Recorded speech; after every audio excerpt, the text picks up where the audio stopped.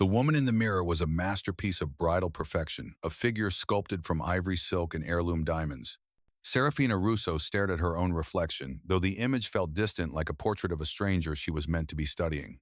The dress, a custom creation of exquisite lace, flowed around her in a way that was both elegant and confining.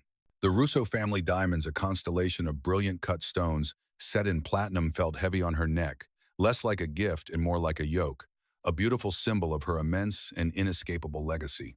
Today was her wedding day. But to Serafina, it felt more like the final move in a corporate chess game that had been her entire life. She was not just becoming a wife. She was becoming the linchpin in the largest merger in her family's history, the joining of the old money industrial titan Russo Corporation with the new money tech-savvy Vance Industries. The vows she was about to take were as much a business contract as a sacred promise. Her father, Marcus Russo, entered the bridal suite without knocking, his presence filling the opulent room. He was a man carved from granite and ambition, his tailored suit unable to conceal the raw power that had built an empire. He looked at his daughter, his stern expression softening for a fraction of a second, a rare glimpse of the father behind the chairman. "You look perfect," he said, his voice a low rumble. "The market has already responded favorably to the news. Our stock is up 3% on pre-market trading." Serafina offered him a small, practiced smile. This was their language, a dialect of stock tickers and market projections. It was how he expressed his pride and how she accepted it. "Good," she replied, her voice calm and even. "Julian's leadership in the new tech division will be a great asset. This merger secures our legacy for the next 50 years. It was the correct thing to say, the response of the capable heiress she had been raised to be.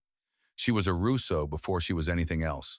The door opened again, and Julian Vance strode in, his smile as bright and polished as his expensive shoes. He was breathtakingly handsome, with a charm that could disarm board members and captivate investors. He came to her side, his eyes sweeping over her appreciatively, the way a collector might admire a priceless acquisition. "My beautiful bride," he murmured, kissing her cheek. "You are my greatest asset." The words, meant to be a compliment, landed with a dull thud in her heart. An asset. Not the love of his life, not his partner, but an asset. She had always known Julian was ambitious. It was part of what made him a suitable match. She had mistaken his ambition for a shared drive, a mutual desire to build an empire together. She told herself the cold feeling in the pit of her stomach was just nerves, the natural anxiety of a bride on her wedding day. She had chosen this path logically, strategically. Love was a luxury, a variable too unpredictable for the world she inhabited. Stability, power, legacy, these were the things that mattered. Julian took her hand, his grip firm and possessive. "The press is having a field day. They're calling us the new power couple of the decade, the joining of the Russo stone and the Vance fire." He was utterly captivated by the narrative, by the image of their union. Serafina allowed him to lead her from the room, down the grand sweeping staircase of the Russo family estate. The air was thick with the scent of thousands of white roses. An army of staff moved with silent efficiency, ensuring every detail of the multi-million-dollar event was flawless. Below them, hundreds of guests, a curated collection of the most powerful people in finance, technology, and politics, had gathered. They were not here to witness a declaration of love. They were here to witness the consolidation of power, to pay their respects to the new dynasty being forged before their very eyes. This was not a wedding, it was a coronation. As she walked down the aisle on her father's arm, a sea of expectant faces turned toward her. She saw the flash of cameras, the respectful nods of her father's oldest allies, the envious glances of his rivals. Her gaze found Julian waiting for her at the altar, his expression one of pure, unadulterated triumph. This was the culmination of his life's work, the moment he would finally shed the label of ambitious upstart and ascend to the highest echelons of the corporate world by marrying into it. Serafina pushed aside her doubts, burying them under layers of duty and resolve. She was Serafina Russo, and she would not falter. She would perform her role with the same grace and precision she brought to the boardroom. She would be the perfect bride, the perfect wife, and the perfect guardian of her family's name. The ceremony was a blur of ancient words and solemn promises. She recited her vows, her voice a clear, steady bell in the vast silent garden. She promised to love, honor, and cherish. She promised to stand by him in sickness and in health, in poverty and in wealth. The words felt hollow, rehearsed lines from a play she had been cast in at birth. When the officiant finally pronounced them husband and wife, the applause that erupted from the guests was thunderous. Julian turned to her, his smile blinding, and kissed her. It was a kiss for the cameras, a performance of passion that felt technically perfect but emotionally void. As he pulled away, she looked into his eyes, and for a fleeting, terrifying moment, she saw nothing but the cold, hard reflection of his own ambition. A chill that had nothing to do with the gentle breeze ran down her spine. The deal was sealed. The merger was complete. And a small, quiet voice in the back of her mind whispered that she had just made the biggest mistake of her life. The wedding reception was held in a magnificent glass pavilion erected on the estate's great lawn, a structure of impossible elegance that seemed to float against the twilight sky. Inside, a universe of wealth and power was celebrating. Champagne flowed from ice-sculpted fountains, a Michelin-starred chef oversaw a culinary ballet in the open kitchens, and a famous jazz orchestra provided a smooth, sophisticated soundtrack to the evening. Julian was in his element, gliding through the crowd, accepting congratulations, his hand possessively on the small of Serafina's back. He was the king of his own coronation, and Serafina was the crown he had just placed upon his own head. She played her part flawlessly, smiling, nodding, and enduring the endless parade of pleasantries from people who saw her as little more than a beautiful component of a landmark business deal.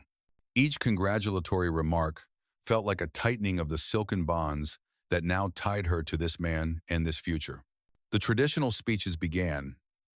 Her father, Marcus Russo, spoke first, his words more suited to a shareholders' meeting than a wedding toast. He spoke of synergy, of legacy, of the bold new future for the combined Russo-Vance entity.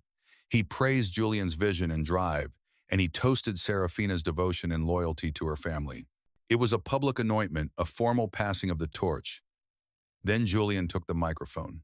He was a master orator, his voice dripping with practiced charm.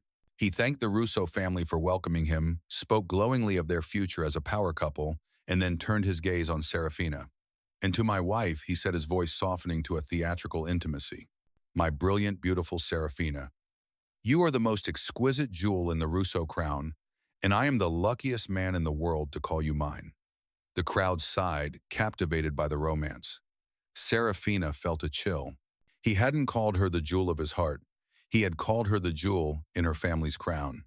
The distinction was subtle, but to her it was everything. After the speeches, as dessert was being served, the wedding planner tapped a microphone. "And now, ladies and gentlemen," she announced brightly, "we have a special surprise for the happy couple. A little video tribute to celebrate the journey that brought them here tonight." A wave of anticipatory delight went through the crowd. Two massive screens, which had been displaying a tasteful monogram of their initials, flickered to life. The lights dimmed.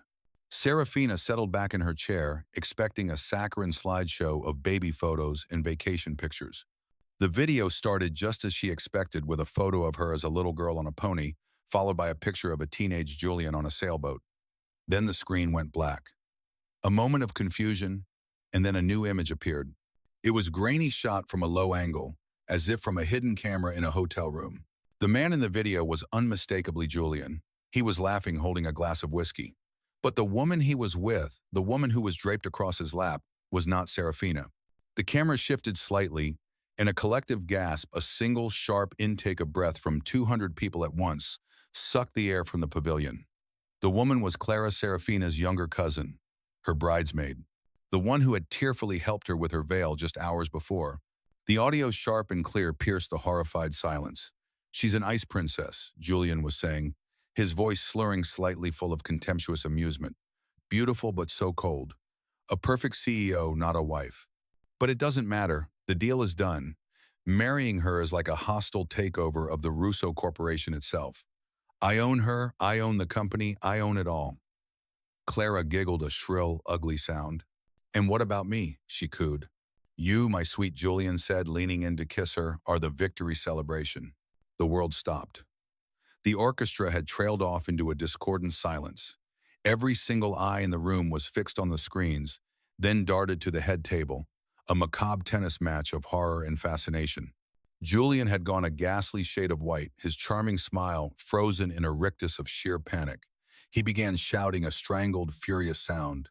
Turn it off now." Clara looked as if she had been turned to stone, her face a mask of utter devastation. Marcus Russo had risen slowly from his chair, his face a thundercloud of apoplectic rage, his knuckles white where he gripped the table. But Serafina did not move. She did not scream. She did not cry. The initial searing shock that had coursed through her veins was instantly extinguished by an incredible, absolute cold. It was a clarity so profound, it was almost peaceful. Every doubt, every subtle premonition from the day coalesced into a single, hard, undeniable truth. This was not a mistake. This was a declaration of war. They had not just betrayed her, they had tried to humiliate her on the grandest stage imaginable, in front of everyone who mattered in her world. They had broadcast her fiancé's contempt for her, his view of her as nothing more than a conquest, a thing to be owned. The pain was immense, a physical agony in her chest, but it did not break her. Instead, it was forged in that silent, terrible moment into something else, something diamond hard and razor sharp. It was the birth of a purpose, so clear and so powerful, it eclipsed everything else. Revenge. Not a petty emotional outburst, but a cold, strategic, and total annihilation. The video feed was finally cut, plunging the screens back to black. The silence that followed was heavier and more suffocating than any noise. Slowly, with the grace of a queen, Serafina rose to her feet. Her movements were fluid, deliberate, and calm. She picked up her untouched glass of champagne from the table. She ignored her father's furious, sputtering her mother's silent tears, and the horrified whispers of the guests. She walked directly to where Julian stood, trembling with a mixture of rage and fear. He opened his mouth to speak, to offer some pathetic, desperate excuse, but she did not give him the chance. She looked him directly in the eye, her own gaze flat empty of any emotion he could recognize. And then with a steady hand, she poured the entire glass of champagne slowly over his head. The bubbly liquid ran down his face, dripping from his chin onto his pristine tuxedo. "Congratulations on your victory celebration, Julian," she said, her voice quiet but carrying in the dead silence of the room. "Enjoy it. It will be your last." Then she placed the empty glass on the table, turned her back on him, on her cousin, on the entire shattered spectacle of her wedding, and walked out of the pavilion without a single backward glance, leaving a scene of social and corporate carnage in her wake. Serafina did not run. She walked. Each step was a measured, deliberate act of defiance against the humiliation that had been intended to break her. Her wedding dress, a symbol of a shattered promise, trailed behind her on the manicured gravel path, its pristine white hem now gathering dust and dirt. She was not a fleeing bride. She was a monarch walking away from a failed treaty, her mind already calculating the terms of the inevitable war. The sounds of the chaotic reception, shouts, crying, the screech of a microphone faded behind her, becoming nothing more than irrelevant noise. The searing pain in her heart was still there, a hot, agonizing core, but her mind had encapsulated it in a layer of ice-cold logic. Emotion was a liability she could not afford. Action was the only currency that mattered now. Her personal driver, seeing her approach, leaped out and opened the door to her private town car. She slid inside the cool leather, a welcome shock against her skin. "Where to, miss?" "Russo," he asked, his voice carefully neutral, betraying none of the shock he must have felt. "Just drive," she commanded, her voice low and steady. The moment the privacy screen slid up, she was no longer a bride but a CEO. She pulled out her encrypted phone and dialed her personal assistant, a woman of legendary efficiency named Hannah. "Hannah," she said, her tone clipped in all business. "I need a real-time analysis of the penalty clause in the Russo-Sino Global Merger Agreement, specifically the stability provision tied to my marriage. I need to know the exact financial fallout if the wedding is officially nullified." The second call was to the head of her father's security detail. "Lock down the estate. No one from the press gets in or out. Confiscate all phones from the catering staff and vendors. I want a complete media blackout. The official story is a sudden medical emergency." Understood. She was not just managing her own heartbreak. She was managing a multi-billion-dollar crisis, her mind moving with the speed and precision of a seasoned commander. Hannah called back within minutes, her voice tense. "It's bad, Serafina. The clause is ironclad. The partners can pull out if the familial union isn't legally certified within 24 hours. The collapse of the deal would trigger a catastrophic stock devaluation. We'd be vulnerable to a hostile takeover. Your father, he insisted on these terms, to force the deal through." Serafina closed her eyes. It was worse than she thought. Her humiliation was now tied to the potential ruin of her family's entire legacy. Her father's pride had forged their shackles. She had less than a day. "One more thing," Hannah Serafina said, her voice dropping lower, a new audacious plan forming in the crucible of her desperation. "I need a name. The most powerful, eligible, and unmarried man currently in this city.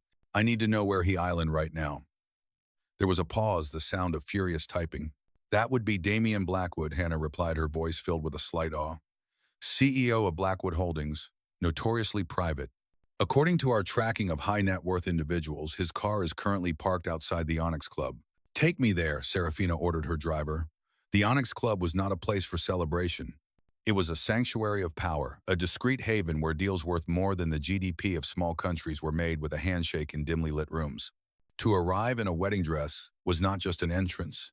It was a statement of profound crisis. The doorman, a man built like a mountain, didn't even blink. He simply opened the heavy oak door for her. The interior was all dark, wood-worn leather and the hushed murmur of quiet conversation. The air smelled of old money, expensive whiskey, and influence. Heads turned, eyes widened, but no one dared to speak. In her sullied white gown, she was a ghost of a different world, an apparition of chaos in this temple of order. Hannah had sent her a file. Damian Blackwood was in the most private booth at the back. Serafina walked toward it, her path clearing before her, as if by magic. He was sitting alone, a glass of dark liquor in his hand, a tablet displaying market data on the table before him. He was even more striking in person than in his business profiles. Dark hair, sharp, intelligent eyes, the color of slate, and an aura of stillness that seemed to absorb the room around him. He looked up as she approached, his expression unreadable, though she saw a flicker of recognition in his eyes. News in their world traveled faster than light. He already knew who she was and what had just happened. She did not waste time on pleasantries. Mr. Blackwood, she said, her voice resonating with a strength she did not feel. You don't know me, but I believe you know of my situation. Miss Russo, he replied, his voice, a deep, calm baritone. It would be difficult not to. He gestured to the seat opposite him. She remained standing. My family's company is on the verge of collapse because my fiancé decided to publicly detonate my life for sport, she stated, her words, devoid of self-pity. I need a husband. A legal binding marriage certified before the markets open tomorrow morning. I am proposing a contract, a business transaction. Damian leaned back, steepling his fingers. He looked intrigued, not shocked. What are the terms of this transaction, he asked. 1 year, she said. We remain married for 365 days to satisfy the stability clause. At the end of the term, we divorce quietly. In return for your service, I will transfer 15% of my personal shares in the Russo Corporation to your name and offer you a voting seat on the board. You will have unprecedented access to one of your biggest competitors, and in return, your only duty is to be my husband on paper. Nothing more is required or expected. Damian was silent for a long moment, his gaze analytical, as if he were scanning a financial report for weaknesses. His mind was a blur of calculations. The Russo-Vance merger collapsing would create market chaos he could exploit. But this was an opportunity of a different magnitude. Marrying her would instantly make him a major player in their industry, giving him an insider's view of the Russo empire. It would also solve his own problem with a board of directors that was pressuring him to present a more stable personal life. And the chance to watch Julian Vance, a man he despised for his sloppy and unethical business practices, squirm as his bride was snatched from him, that was a priceless bonus. 2 years, he countered, his voice smooth as silk. And 20%. Serafina didn't hesitate. Done. She held out her hand. He stood and took it. His grip was firm, warm, and steady. It was the most important handshake of her life. A deal struck in the ashes of her humiliation. My lawyer will have the paperwork drawn up within the hour, he said. I'll arrange for a judge. Serafina nodded, pulling her hand back. She turned to leave, then paused. She looked back at the most powerful man she had ever met, her new instant husband. Thank you, she said. The words felt inadequate, but they were all she had. Damian simply gave a slight, almost imperceptible nod. Don't thank me, Miss Russo, he replied. I believe this is going to be a mutually beneficial partnership. Less than 3 hours after Serafina had walked out of her own wedding, she found herself standing in the quiet, wood-paneled chambers of a superior court judge. The room felt heavy with the weight of law and history, a stark contrast to the frivolous opulence of the wedding she had just fled. Damian Blackwood stood beside her, his presence a calm, solid anchor in the storm of her life. A team of his lawyers, summoned from their beds with an urgency that brooked no argument, stood silently with a stack of documents. The hastily drafted prenuptial agreement was a marvel of legal efficiency, a cold, precise document that outlined the terms of their 2-year alliance, the transfer of shares, and the strict boundaries of their personal lives. It was the most unromantic document ever to precede a vow. The judge, a man who had seen everything, looked at them over the rim of his glasses, his expression a mixture of curiosity and professional discretion. He asked the required questions, his voice a low monotone. Serafina and Damien answered in clear, steady voices. When he pronounced them legally married, there was no kiss, no applause. There was only the quiet scratch of a pen as they signed the marriage certificate, sealing a pact born of revenge and opportunity. Damien's home was not a house. It was a statement. A sprawling penthouse that occupied the top 2 floors of the city's most exclusive residential skyscraper. It was a fortress of glass steel and polished black marble. As Serafina stepped out of the private elevator that opened directly into the living space, she was struck by the profound silence. The floor-to-ceiling windows revealed a breathtaking panoramic view of the city's glittering skyline. The lights of lesser mortals spread out beneath them like a carpet of fallen stars. The furniture was minimalist, expensive, and unwelcoming. There were no photographs, no clutter, no sign that a human being actually lived here. It felt less like a home and more like the meticulously curated lair of a predator, a place of perfect order and absolute control.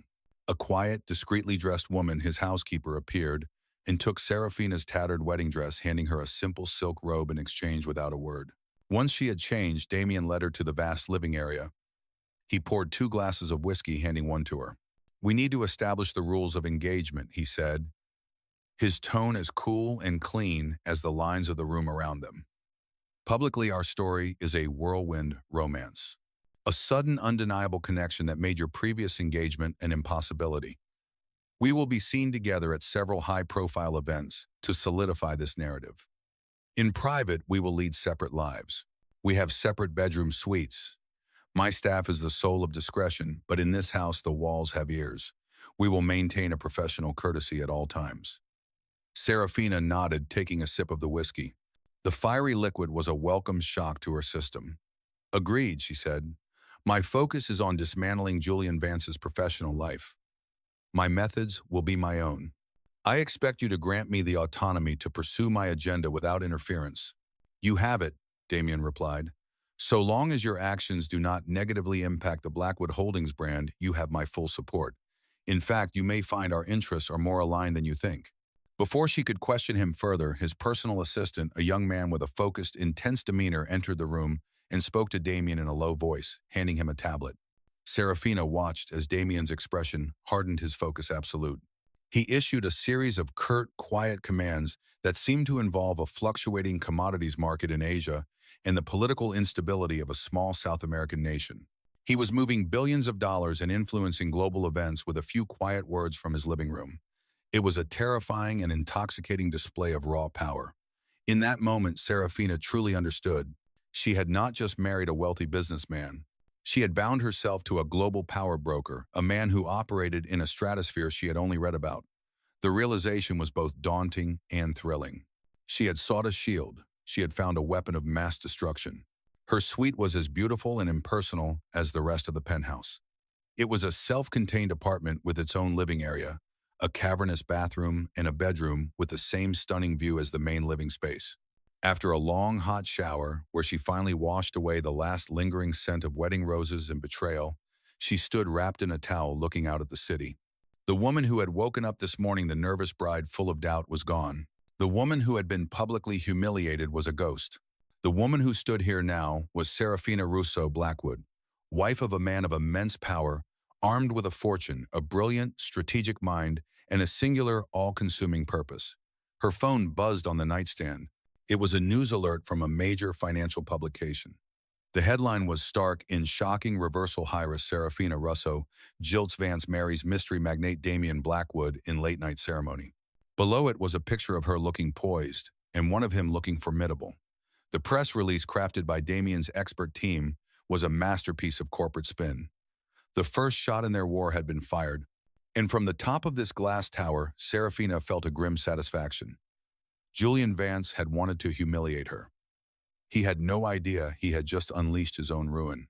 The morning sun sliced through the panoramic windows of the penthouse, but it brought no warmth.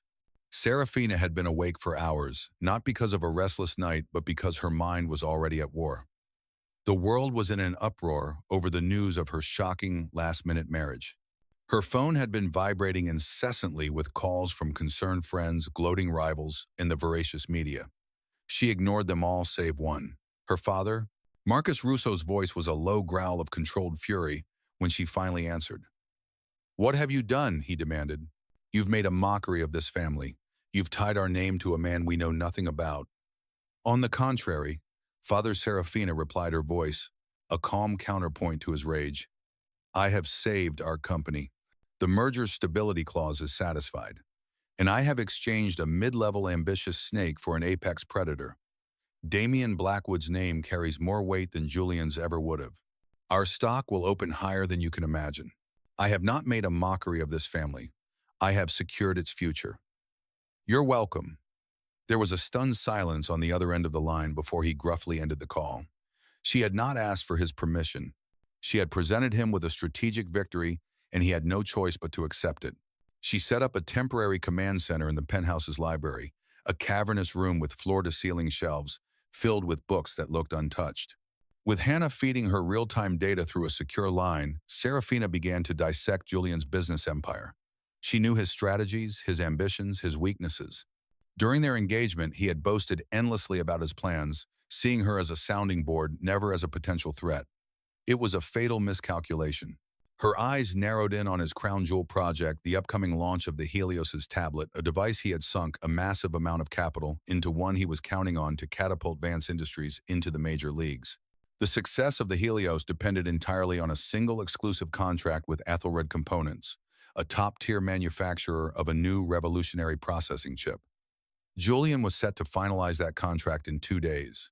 This would be her first strike. Damian Blackwood observed her from the doorway of the library, a silent, assessing presence. He had watched her field the call from her father with a chilling poise that he recognized in himself. Now he saw her immersed in data, her face illuminated by the glow of her laptop, her expression one of absolute concentration. She was not crying or plotting petty social embarrassments. She was preparing for a corporate decapitation strike. He was intrigued. He had accepted her proposal as a calculated, opportunistic move. He had expected an emotional, if beautiful, liability that he would have to manage for 2 years. But the woman before him was a strategist. She was a warrior. He felt a flicker of something he had not felt in a very long time: respect. He had entered into a contract with a pawn only to discover she was a queen. Serafina made her move with surgical precision. She didn't just try to outbid Julian, she leveraged her new position. Her call to the CEO of Ethelred Components was not as a jilted fiancé, but as the acting head of acquisitions for the Russo Corporation and as the wife of Damian Blackwood. She opened by presenting an offer that was 10% better than Julian's, a simple display of financial superiority. Then she twisted the knife. She spoke of stability, of the long-term security of partnering with the newly strengthened Russo-Blackwood alliance versus the volatile, scandal-plagued Vance Industries. She hinted at future, more lucrative contracts, access to the Russo distribution network, and the reputational benefit of being aligned with Damian Blackwood, a man known for his Midas touch. She wasn't just offering a better deal, she was offering a better future. It was an offer the Ethelred CEO could not refuse. Success was confirmed by a call from a gleeful Hannah less than an hour later. Ethelred Components had invoked a morality clause in their preliminary agreement with Vance and had officially withdrawn. The exclusive contract for their new chip was now hers. The first crack in Julian's facade had appeared. The satisfaction Serafina felt was not joyful but cold and clean, like the quiet hum of a powerful machine that had just been switched on. Her victory was short-lived. Her phone rang, and Julian's name flashed on the screen. She answered, putting the call on speaker, a silent invitation for Damian, who had since entered the library to listen. "What do you think you're doing?" Julian shrieked, his voice stripped of its usual charm, replaced by a raw, petulant fury. "Did you really think you could hurt me? This is pathetic, Serafina. A childish little tantrum. You're nothing but a spoiled princess, throwing her toys because you got your heart broken." Serafina listened to his tirade without emotion.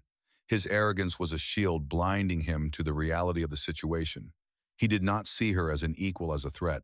He still saw her as an emotional woman, an object he had once owned now malfunctioning. It was this stunning lack of perception that would be his downfall. "Was there a business purpose for this call, Julian?" she asked, her voice bored and dismissive. "Or were you just seeking a victory celebration?" His sputtering rage was her only answer before she coolly ended the call. She looked up and met Damien's gaze from across the vast, silent library. He was holding his glass of whiskey, a small, almost imperceptible smile on his lips. He raised the glass to her in a silent toast. It was an acknowledgement, a sign of respect. Their partnership was no longer just on paper. The first blow had been struck, and they both knew with absolute certainty that it was only the beginning. Julian Vance was not accustomed to losing. His entire life had been a carefully orchestrated ascent built on charm, calculated risks, and other people's money. Serafina's surgical removal of the Athelred components deal was not just a business setback, it was a profound personal insult. In his mind, she had no right to be a player in his game. She was a prize. He had lost a beautiful object that was now malfunctioning.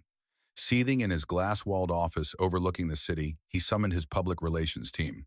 They advised caution, a strategic retreat to mitigate the damage from the wedding. Julian would hear none of it. His rage had eclipsed his business sense. "I don't want to mitigate," he snarled, pacing before them. "I want to annihilate. She's made me a laughingstock. I want everyone to see her for what she is, a hysterical, unstable woman who flew into the arms of the first man she saw. I want to ruin her." Despite their warnings, he gave the order, "Begin a smear campaign." He wanted to destroy her credibility, a feat he believed would be easy. After all, what was one emotional woman against his entire PR machine? The first articles appeared within a day. They started on obscure gossip blogs and quickly spread, picked up by more reputable, if sensationalist, online magazines. The stories were insidious, quoting anonymous sources close to the Russo family. They painted a picture of Serafina as a fragile, volatile heiress prone to dramatic episodes. Her marriage to Damien Blackwood was framed as an impulsive, almost insane act, a desperate cry for attention that had left her family horrified. The narrative was expertly crafted to play on every sexist trope in the book: the scorned woman, the hysterical fiancé, the unstable daughter. It was a classic gaslighting campaign designed to erode her reputation and reframe him as the long-suffering victim of her erratic behavior. Serafina read the articles with a familiar cold fury. She was not angered by the lies themselves, but by the strategic threat they posed. A reputation for instability could spook investors and damage the Russo brand, the very thing she was trying to protect. She began drafting a counterstatement, preparing for a war of words. She was in the library mapping out her response when Damien entered the room. He held a tablet displaying one of the most venomous articles. He had not asked her about them. He had simply observed, gathered his own intelligence, and come to a conclusion. "Your strategy to issue a denial is logical," he said, his voice a calm, flat line, "but it is insufficient. A denial only adds oxygen to the fire, keeping the story alive. You will say nothing, you will do nothing. I am handling this." It was not a suggestion or an offer of help. It was a command. Serafina looked up at him, a flicker of her ingrained independence bristling at the order. She had been fighting her own battles her entire life. "This is my fight, Damien," she said. "My name. They are dragging through the mud." He took a step closer, his gaze intense. "When you married me, your name became associated with mine. Your reputation is now an asset of Blackwood Holdings. Julian Vance is not just attacking you, he is attacking my judgment and my brand. That is an act of aggression I will not tolerate.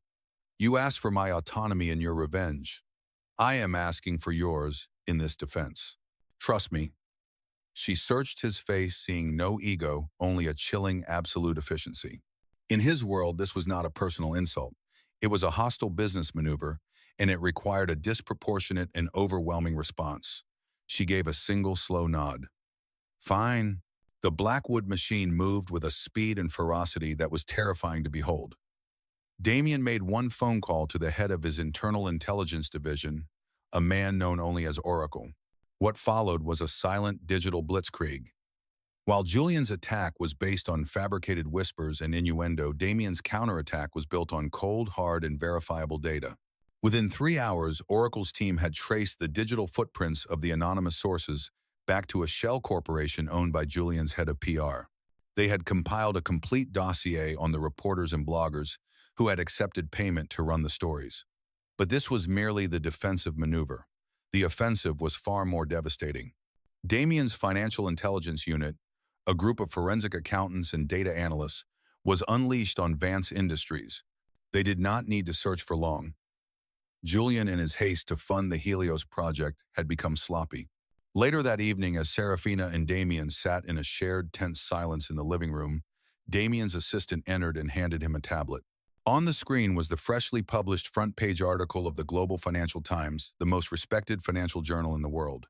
The headline was, "Explosive Vance Industries CEO Faces Scrutiny Over Potential Insider Trading and Market Manipulation." The article, written by a Pulitzer Prize-winning journalist, detailed how Julian had used offshore accounts to purchase shares in Aethelred Components just before announcing their now-failed partnership, a clear case of insider trading. It also exposed the network of paid bloggers he had used to artificially inflate hype around his company. The smear campaign against Serafina was mentioned in the final paragraph, recontextualized not as the act of a victim, but as a desperate, pathetic attempt by a corrupt CEO to distract from his own crimes. In his office across town, Julian Vance stared at the same headline, the blood draining from his face. The smug satisfaction he had felt just that morning had evaporated, replaced by the icy grip of pure, unadulterated fear. The reporters who had been so eager to take his money to smear Serafina were now calling him for comment on his impending investigation by the Securities and Exchange Commission. He had thrown a rock at what he thought was a hornet's nest, only to discover he had thrown it at the cockpit of a stealth bomber. He had not picked a fight with Serafina Russo. He had picked a fight with Damien Blackwood. In the penthouse, Serafina looked at the man who was legally her husband. He had not just defended her, he had turned her enemy's greatest weapon back on himself and incinerated him with it. She looked at him, and he met her gaze. The space between them was no longer just a contract. It was an alliance forged in the ice of calculated retaliation, and she knew that together they were truly unstoppable. The fallout from the Global Financial Times article was a tsunami that crashed against the glass walls of Vance Industries. Julian's world, once a carefully curated masterpiece of success and adulation, had devolved into a chaotic scramble for survival. The Securities and Exchange Commission had launched a formal inquiry, and his investors, once so easily placated by his charm, were now demanding answers with the frantic energy of rats on a sinking ship. He was trapped in an endless cycle of damage control, his days consumed by frantic meetings with lawyers and panicked calls to his board members. The delicious, all-consuming rage he had felt toward Serafina had been replaced by a gnawing, paranoid fear. He was being hunted, but the enemy was a ghost, a phantom of market forces and bad press that he couldn't see, let alone fight. He was so focused on plugging the holes in his ship that he never saw the torpedoes gliding silently toward him in the deep. In the calm, quiet fortress of the Blackwood penthouse, the architects of his ruin were planning the next phase of their assault. The library had become their nightly war room. Spread across the large mahogany desk were the confidential personnel files and psychological profiles of every member of the Vance Industries board of directors. Serafina, using the intimate knowledge she had gained during her time with Julian, provided the context and the insight. "Arthur Kensington is the key," she said, pointing to the file of a silver-haired, distinguished-looking man. "He's old money cautious to a fault. Julian's aggressive style has always made him nervous. He values stability above all else. Right now, he is the most terrified man on that board." Damien absorbed the information, his mind processing the strategic implications. "Fear makes a man predictable," he mused. "We won't threaten him. We'll offer him a lifeline. We'll present ourselves as the stability he craves." The plan was executed on two fronts, a pincer movement of financial pressure and psychological warfare. Damien's role was to be the invisible hand, the unseen force squeezing Julian's empire. Through a labyrinthine network of offshore shell corporations and third-party brokers, his teams began a silent, methodical acquisition of Vance Industries stock. It was a masterpiece of stealth finance, buying up small, insignificant blocks of shares from dozens of different sources. Never enough to trigger regulatory alarms, but accumulating into a significant minority stake. Each purchase was a thread in the net he was weaving around Julian. The market saw only a slight unexplained dip in stock price, a sign of investor jitters that everyone attributed to the ongoing SEC investigation. No one suspected a coordinated hostile accumulation was underway. Serafina's role was to be the visible, disarming presence. She arranged what appeared to be a chance encounter with Arthur Kensington at a quiet, old-world restaurant they both frequented. She looked poised, confident, and utterly in control. She spoke of her new life, her new marriage, and her renewed focus on ensuring the stability of the industry. She never mentioned Julian by name, but she didn't have to. She spoke of the dangers of reckless leadership, the importance of a steady hand in a crisis, and the exciting new synergies between the Russo Corporation and Blackwood Holdings. She was not a woman seeking revenge. She was a stateswoman expressing concern. She painted a picture of a chaotic, sinking ship and then pointed to the gleaming, powerful battleship she now commanded. The message was clear: there is a safe harbor. All you have to do is choose the right side. Kensington left the lunch pail and shaken the seeds of mutiny now firmly planted in his mind. Late nights in the library became their new routine. Surrounded by the silent testament of centuries of knowledge, they worked their minds in perfect sync. The cold, transactional nature of their initial agreement began to thaw in the heat of their shared purpose. One night, after a particularly grueling session, Damien found her asleep at the desk, her head resting on a stack of financial reports. For a long moment, he simply watched her, the fierce strategist now unguarded and vulnerable in sleep. An unfamiliar protective instinct stirred within him. He gently removed the files from under her head and draped his own suit jacket over her shoulders. It was a small, almost unconscious gesture, but it was a crack in the icy facade he had maintained his entire life. When Serafina awoke a short while later, cocooned in the warmth of a jacket that smelled faintly of him, she felt a flush of something other than strategic satisfaction. It was a feeling of being cared for, a sensation so foreign it was almost jarring. Their campaign of whispers and pressure was working. Reports from their sources confirmed that the Vance Industries board was fracturing. Kensington had formed a block of concerned older members, while other more opportunistic directors were quietly hedging their bets, looking for an exit strategy. Julian, feeling his power slip, became more tyrannical and erratic, berating his team, making impulsive decisions, and further alienating the very people he needed to survive. He was a king in a collapsing castle, shouting at the stones for failing him. In the penthouse high above the city, Serafina and Damien looked at the updated chart displaying the loyalties of the board members. What had once been a solid wall of support for Julian was now a fractured mess of red-yellow and a growing shade of green. The whispers had become a roar. The foundation was broken. The company was ripe for the taking. The time for subtlety was over. It was time to plan the final killing blow. The annual shareholder meeting of Vance Industries was held in a cavernous, impersonal hotel ballroom that felt more like a courtroom than a place of business. The air was thick with tension, a palpable mixture of investor anxiety and the aggressive, forced optimism radiating from the stage. Julian Vance stood at the podium, a lone figure under the harsh glare of the spotlights.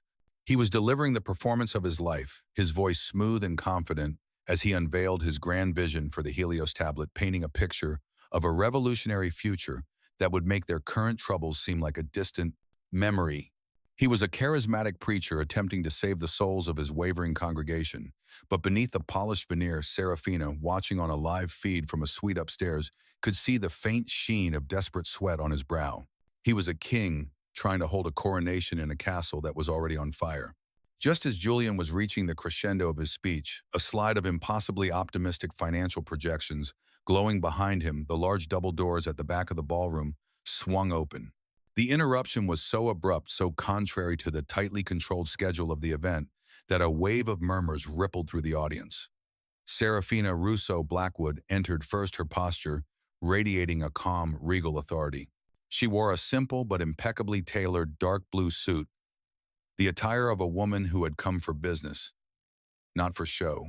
Following a step behind her was Damien Blackwood, a silent, formidable presence whose reputation preceded him into the room like a physical force. They were flanked by a small, severe-looking legal team. Their arrival was a silent declaration. The ghost at the feast had just materialized, and it had brought the Grim Reaper with it. Julian froze mid-sentence, his confident facade crumbling into a mask of pure, unadulterated shock. He stared at them, his mouth slightly agape, as they walked calmly down the central aisle and took empty seats in the front row, a space reserved for the board of directors.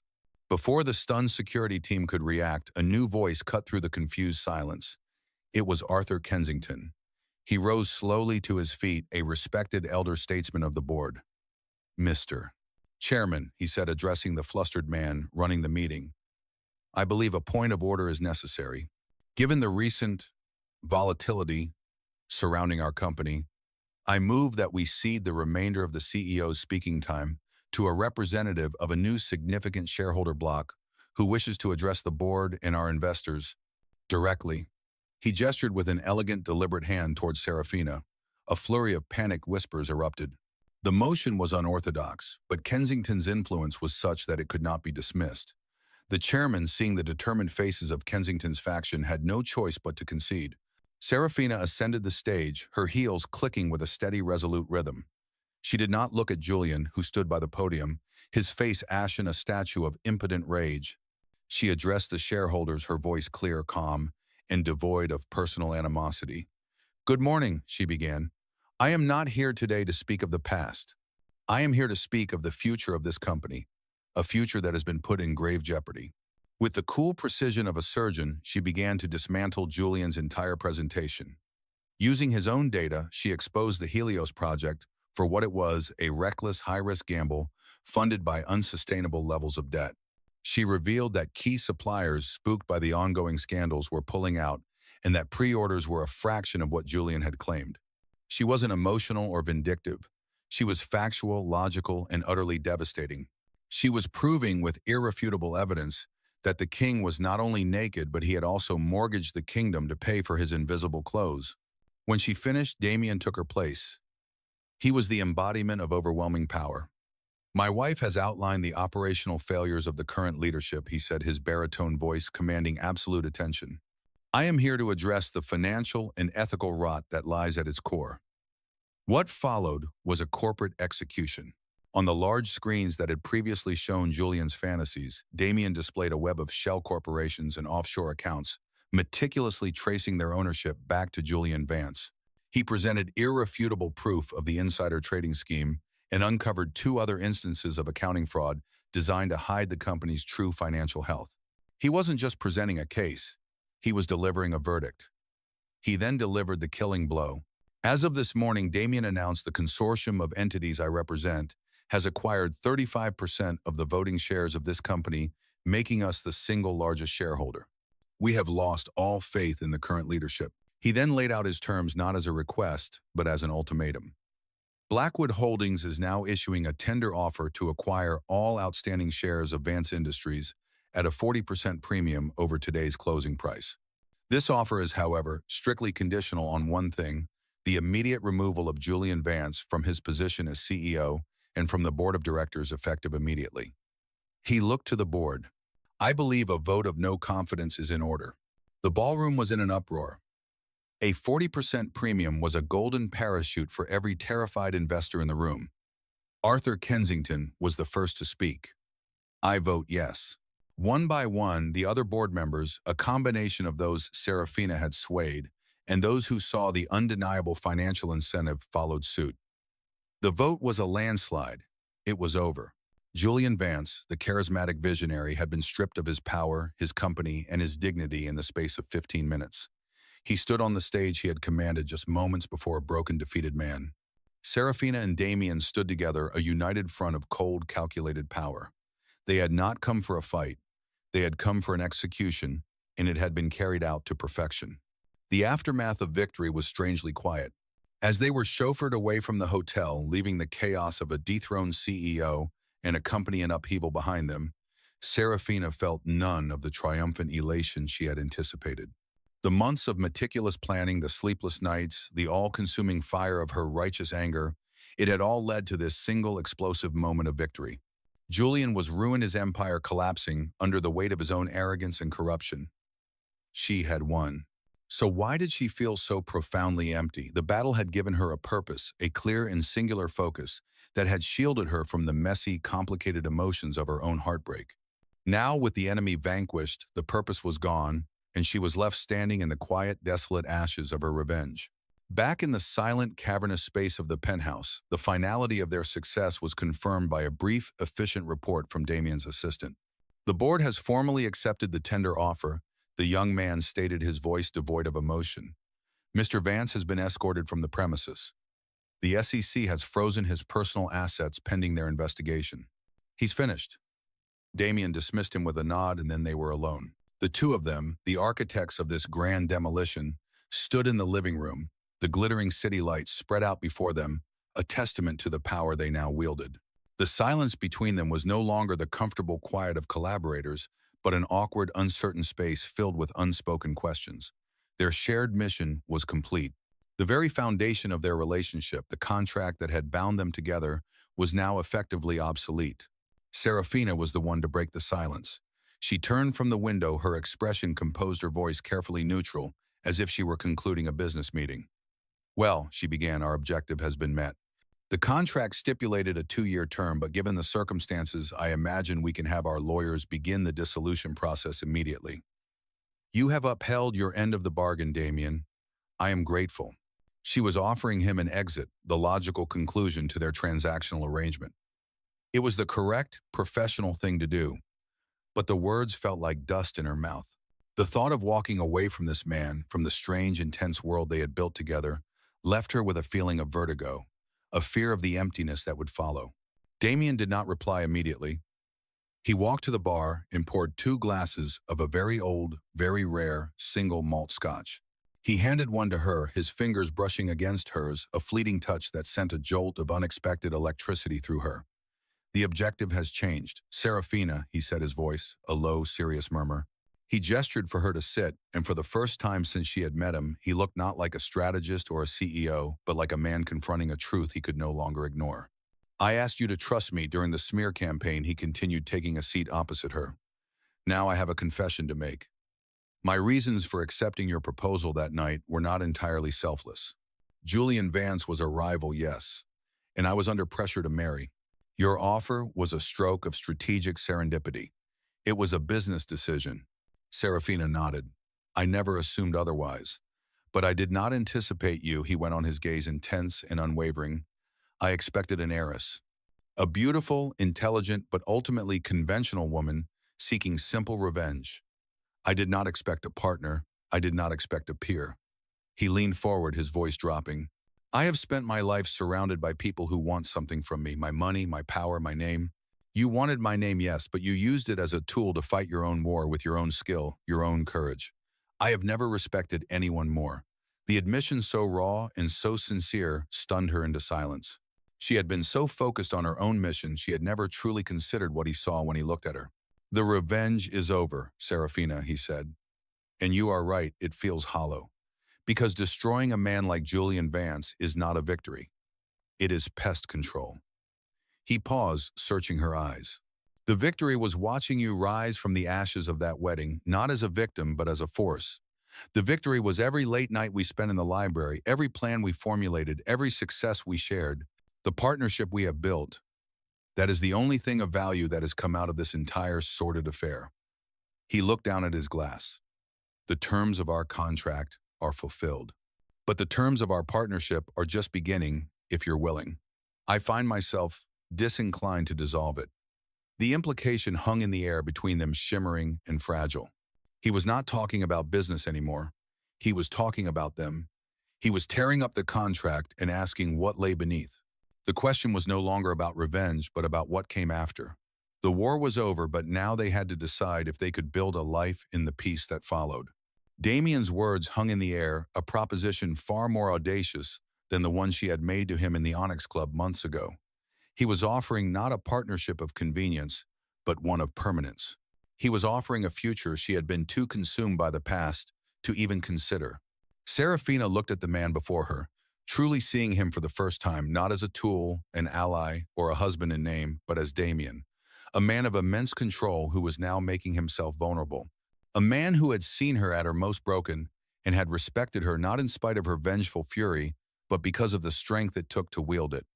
The emptiness she had felt after Julian's downfall suddenly made sense. Her revenge had been a destination, but her journey with Damien had become the part that truly mattered. The quiet respect, the shared intelligence, the silent understanding that passed between them in their war room that had been real. When I walked into the Onyx Club that night, she began, her voice quiet but steady. I was looking for a weapon. I needed a name, a shield to protect my family, and a sword to strike down my enemy. I saw you as a means to an end. She took a step closer, her gaze locked with his. I never expected that the weapon would have a mind of its own, a sense of honor that far surpassed my own thirst for retribution. I never expected the shield to feel like a sanctuary. She let out a breath she felt she had been holding for months. The contract was my idea. It was a cold, logical solution to a catastrophic, emotional problem. But I have not felt logical about you for a very long time, Damien. It was her confession, her own admission, that the calculated lines of their agreement had been hopelessly blurred by the undeniable reality of their connection. A slow smile, the first genuine, unguarded smile she had ever seen from him, transformed his face. My life has been a series of acquisitions, Serafina. Companies, assets, information. All of it quantifiable, all of it controllable. You are the first thing in my life I have been unable to quantify and the last thing I would ever want to control. He walked to a discreet biometric safe concealed behind a panel in the library wall. He opened it and retrieved a single, thick document. It was the original copy of their marriage contract, the legal architecture of their alliance. He walked back and handed it to her. This document, he said, his voice a low, intimate murmur, is a record of a brilliant business deal. But it is an insult to what we have become. Our partnership is worth more than 20% of your stock. It is worth everything. Serafina looked down at the paper in her hands, the cold, hard words detailing the terms of their loveless union. It felt like a relic from another lifetime. This contract was the foundation of their relationship, but it was also its cage, limiting them to a future of quiet separation in a polite, transactional existence. She looked up at Damien, a silent question in her eyes. He gave a single firm nod. Together they took the document, and with a shared, satisfying rip, they tore it in half, the sound echoing in the silent penthouse. They tore it again and again, until the legal jargon and the cold clauses were nothing but a pile of meaningless scraps on the marble floor. The contract that had brought them together was gone. Now the only thing that bound them was a choice. In that moment of symbolic freedom, Damien closed the space between them, his hand coming up to cup her jaw, his thumb gently stroking her cheek. "No more contracts, Serafina," he whispered. "Just us." And then he kissed her. It was not the chaste, performative kiss of a wedding ceremony, nor the polite greeting of a business partner. It was a kiss of profound, desperate truth, a culmination of months of shared tension, of unspoken admiration, of a deep and unexpected longing. It was a kiss that spoke of late nights in the war room, of silent toasts across a desk, of a partnership forged in ice that had against all odds thawed to reveal the powerful current of love flowing beneath. It was a kiss that sealed a new vow, not of convenience or of revenge, but of a future they would build together, a contract of the heart. 3 months later, the penthouse was no longer a sterile fortress of solitude. A large, vibrant, abstract painting, one of Serafina's own, now hung on the main wall, a splash of passionate color against the cool marble. Her books were mingled with his on the library shelves, and the faint scent of her perfume now softened the sharp, masculine edges of the space. It was their home. They stood together by the floor-to-ceiling windows, looking out at the city they now commanded as a true power couple. The news that morning had announced the finalization of the Blackwood acquisition of the newly restructured Vance Russo entity, with Serafina appointed as its CEO and Damien as chairman. They had won not just against Julian, but against the lonely, calculated worlds they had both once inhabited. Serafina leaned her head against his shoulder, her hand intertwined with his. They had started with a broken vow and a desperate bargain, a union designed to tear something down.